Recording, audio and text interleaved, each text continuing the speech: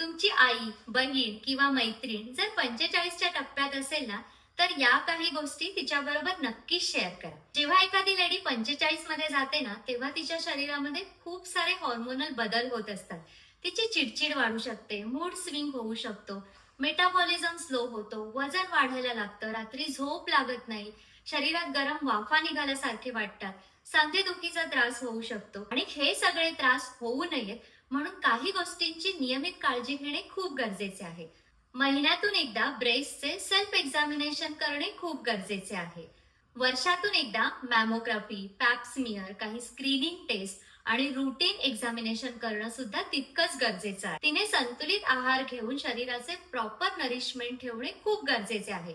याच्यासाठी तिच्या आहारामध्ये pumpkin seeds, sunflower seeds, flax seeds यांचा अंतर्भाव असायला पाहिजे. पालक, गाजर, काळे खजूर, काळा मनुका यांचा सुद्धा योग्य प्रमाणात आहारामध्ये समावेश असला पाहिजे. जेणेकरून आयर्न, कॅल्शियम, व्हिटॅमिन डिफिशियन्सी काही प्रमाणात भरून निघायला मदत होईल.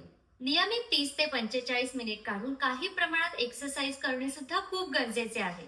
नियमित योगा, वॉक, स्ट्रेचिंग एक्सरसाइज किंवा ती ज्या एक्सरसाइज पॅटर्न बरोबर कम्फर्टेबल आहे त्या एक्सरसाइजचा अंतर्भाव तिने तिच्या डेली रुटीन मध्ये करायला हवा.